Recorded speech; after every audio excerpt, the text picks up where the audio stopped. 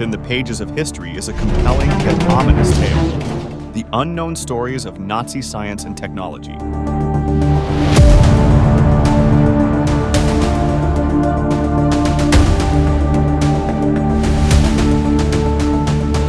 Discover a world where darkness and curiosity collide to uncover the mysteries that still fascinate us. This journey through history still speaks to us, showing how human creativity shapes our world's story.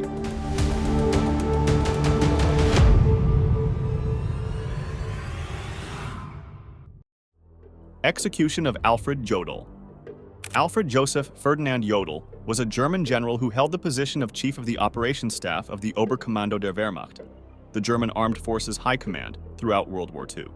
Following the war, Jodl faced indictment for conspiracy to commit crimes against peace, planning and instigating wars of aggression, war crimes, and crimes against humanity during the Allied organized Nuremberg trials. He was particularly implicated in issuing the criminal commando and commissar orders. Upon being found guilty on all counts, Jodl received a death sentence and was executed in Nuremberg in 1946. Jodl was apprehended by British forces on May 23, 1945, along with other members of the Flensburg government of Donitz. Despite denying certain accusations, evidence, including his signature on orders facilitating deportations to concentration camps, implicated him in unlawful activities. The Luftwaffe's tactical. During World War II, the Luftwaffe gained infamy, evoking fear, animosity, and admiration alike. Victoria Taylor explores how the Nazi regime molded this formidable air force, emphasizing the fatal missteps that led to its downfall. In the fierce contest for dominance of European skies, the Luftwaffe emerged as a potent foe against Allied bombers. By 1943, it peaked in strength against American bomber formations. Pilots operating Me-109s and FW-190s were unrivaled professionals, hailed as the world's best.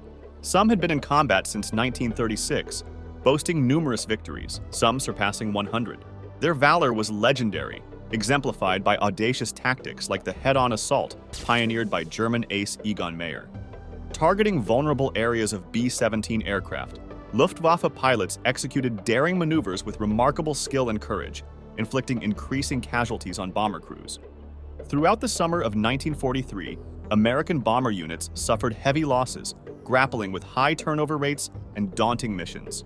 The Luftwaffe's dominance exacted a severe toll on 8th Air Force personnel, showcasing the deadly effectiveness of its strategies.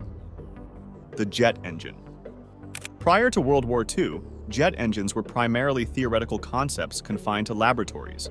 However, by the war's end, they emerged as pivotal in aviation advancement due to their remarkable power and compact design. German physicist Hans von Ohain, employed by Ernst Heinkel, spearheaded the development of the world's first jet plane, the experimental Heinkel HE-178, which took its inaugural flight on August 27, 1939. Subsequently, Anselm Franz, a German engine designer, engineered a jet fighter engine suitable for the Me-262 aircraft, constructed by Messerschmitt. Despite being the only jet fighter to see combat during World War II, the Me-262 suffered operational limitations due to its high fuel consumption, rendering it vulnerable to Allied attacks. The jerry can. Initially designed in Germany during the 1930s for military use to hold 20 liters of fuel, the jerrycan was later replicated by the Allies during World War II. In 1937, the Germans created Armed Forces Unit Canister to ensure tanks remained fueled and ready for action at a moment's notice.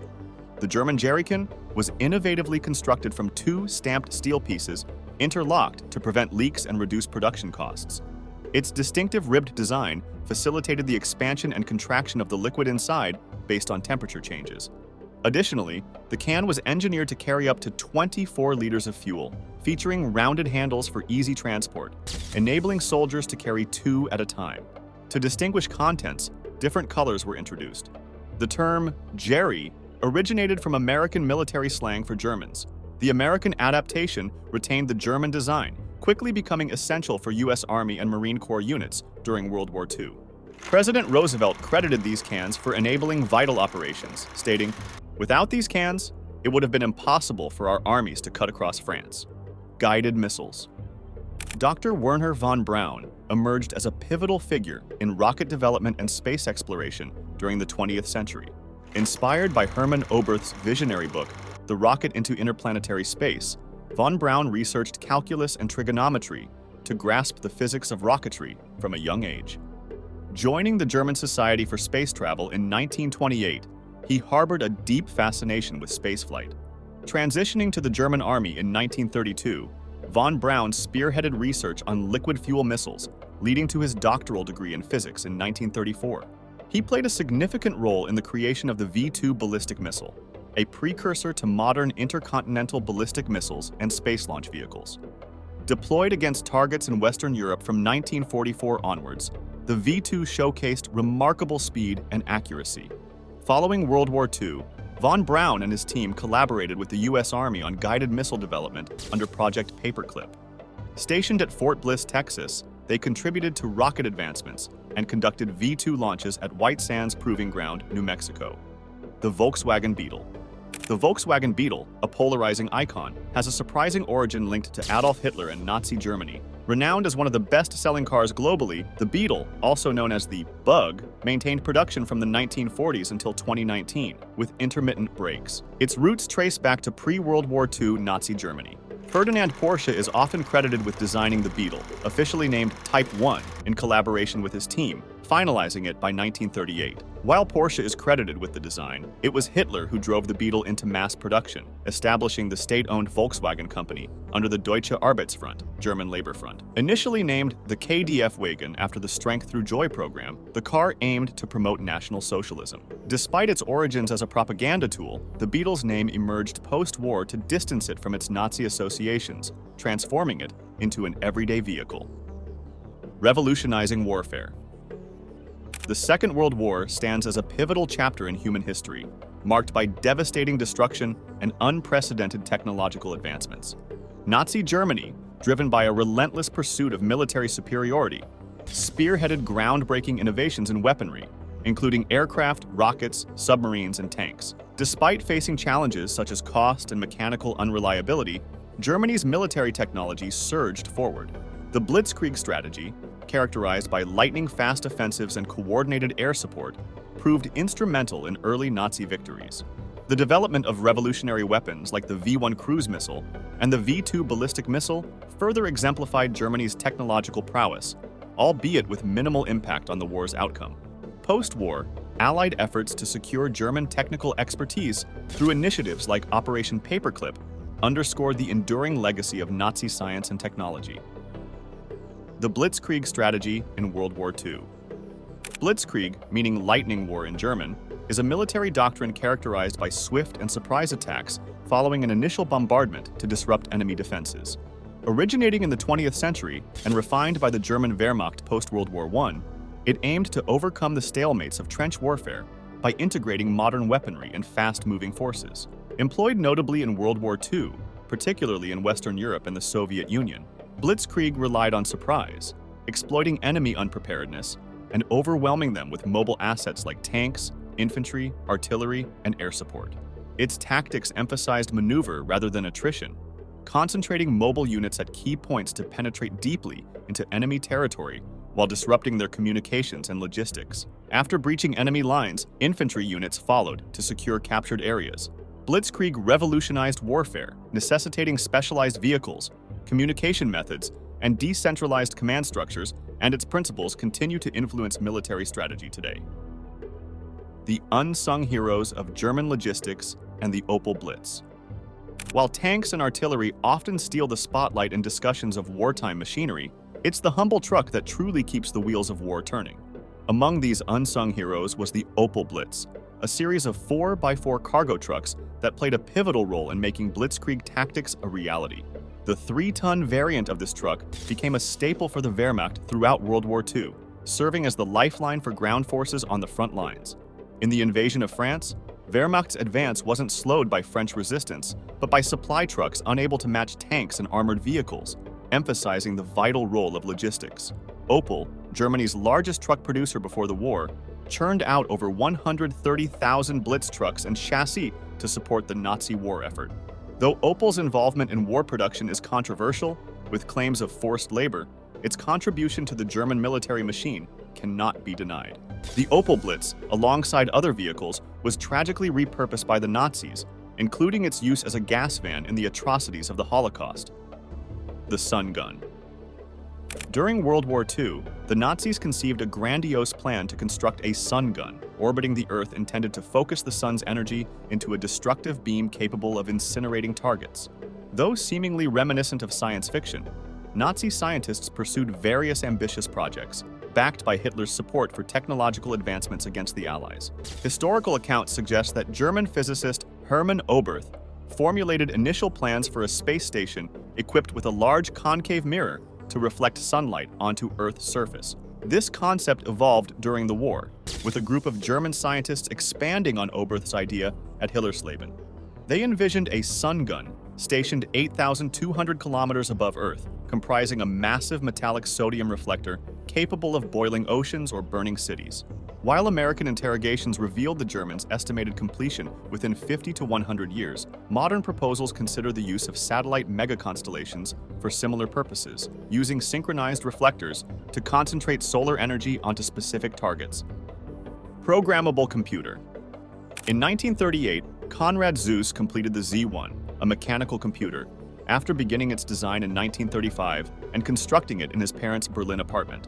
This device functioned as a purely mechanical, programmable, binary calculator, using rods and metal plates to represent ones and zeros, with instructions read from punch tape. Remarkably, despite its mechanical nature, the Z1 possessed features akin to modern computers, including binary floating-point arithmetic, Boolean logic, and a control unit. Unfortunately, the Z1 met its demise in December 1943 during World War II, destroyed by the bombing of Berlin. A reproduction of the Z1, constructed in the 1980s, can now be viewed at the Deutsches Technikmuseum Berlin. The Z1 was the pioneering creation in a series of computers by Zuse, initially named V1 and later renamed Z1 post-World War II, to avoid confusion with Robert Lusser's flying bombs. Subsequent iterations, such as the Z2 and Z3, followed similar design principles. Night vision. Night vision technology holds immense significance in contemporary warfare, granting soldiers the ability to perceive their surroundings with clarity under cover of darkness while maintaining stealth. Originating in 1935, night vision devices developed by Allgemeine Elektrizitätsgesellschaft aimed to equip infantry and armored units, but were hindered by their cumbersome size and cost-effectiveness. However, in 1944, the production of the Zielgerät 1229, codenamed Vampire, marked a breakthrough. Designed for attachment to small arms like the STG-44 and MG-34 or 42, it earned its users dubbed Nachtjägers by the Wehrmacht, a notable advantage on the battlefield. Despite its weight and reliance on an IR spotlight, which added to its bulkiness, the Vampire's effectiveness in nocturnal combat scenarios was evident. Although only a limited number were deployed, their impact was substantial, especially on the Eastern Front, where soldiers utilized them for sniping under the cover of darkness, leveraging their unique capabilities to gain a tactical edge. Fanta. During World War II, the German Coca-Cola bottling company faced a dilemma when shipping between Nazi Germany and the United States ceased, depriving them of Coca-Cola syrup. In response, Max Keith, Germany's Coca-Cola head, tasked his chemists with creating a new drink using locally available ingredients. Facing restrictions, they developed Fanta, derived from the German word fantastisch, meaning fantastic. Fanta was concocted using leftover apple cores and whey, byproducts of the food industry, due to the scarcity of ingredients. The brand emerged amidst a trade embargo imposed on Germany following Hitler's aggressive expansionism. The name Coca-Cola could no longer be used in Germany, prompting the creation of Fanta to meet the nation's demand for fizzy drinks. Despite its controversial origins, Fanta grew popular in Weimar Germany and remained in production after the war, becoming a symbol of resilience amidst wartime challenges. The Waffen-SS in the German war effort. The Waffen-SS, the military arm of the SS, played a significant role in World War II, participating in major campaigns and contributing to the Holocaust through mass shootings, anti-partisan actions, and camp guarding. This involvement led to numerous war crimes. Heinrich Himmler, the SS chief, sought to bolster the SS's post-war standing relative to traditional German elites. Consequently, he convinced Adolf Hitler in 1939 to establish an armed SS force, the Waffen-SS. Initially limited to 4 divisions, the Waffen-SS eventually expanded to over 20 divisions, amassing around 500,000 troops and creating a command structure rivaling the regular army. As military defeats eroded the prestige of army generals, the SS extended its influence, assuming control of anti-partisan operations in the occupied Soviet Union by 1942. Following the July 20th, 1944, assassination attempt on Hitler, Himmler was appointed commander of the replacement army, overseeing military training and prisoner of war affairs, further consolidating SS power. The Panzer tanks in World War II. The German Panzer line evolved significantly during World War II to adapt to changing battlefield needs, reaching its pinnacle with the renowned King Tiger by the war's conclusion. Beginning with the Panzer I armed with machine guns, the line progressed to the Panzer II with cannons as a temporary solution. However, neither was suitable for engaging stronger enemy armor directly. This led to the development of the Panzer III for tank-to-tank combat and the Panzer IV for infantry support, both of which were extensively repurposed for various roles as the war progressed. The Panzer IV, in particular, underwent significant upgrades, becoming the most produced model. The Panther, or Panzer V, is often considered Germany's best all-around tank due to its combination of armor, firepower, mobility, and production capability. The Tiger I introduced a new level of lethality, while the King Tiger, or Tiger II, marked the culmination of the Panzer line, though production and logistical challenges limited its impact towards the war's end. Cryptic battles and the secrets of the Enigma machine. Cryptology, the study of secret codes, was instrumental in World War II, decoding German and Japanese communications and abbreviating the conflict. Effective communication was vital for coordinating military actions, but wireless radio's susceptibility to interception necessitated encoded messages for sensitive information. Germany utilized advanced machines like the Enigma for encryption. Polish cryptanalysts, aided by a defector, cracked Enigma's patterns, sharing their breakthrough with the Allies as ultra-intelligence. Despite German ignorance, suspicions arose as intercepted communications coincided with a decline in U-boat effectiveness. With access to captured codebooks and improved techniques, the Allies deciphered thousands of Enigma messages daily by 1942's end, aiding in countering U-boat attacks and disrupting Axis supply lines. Decrypting German and Japanese codes not only saved lives, but also shortened the war significantly. Enigma intercepts provided vital information during key battles, such as the Battle of Britain, and bolstered strategic bombing campaigns, ultimately contributing to Allied victory in World War II. Methamphetamine. World War II was a period of unprecedented global conflict, marked by both heroism and atrocities. Amidst the exploration of this tumultuous era, it's crucial to uncover lesser-known aspects, such as Nazi Germany's use of methamphetamine. The rise of the Nazi regime under Adolf Hitler, advocating extreme nationalism and racial superiority, initially condemned drug use as morally corrupt.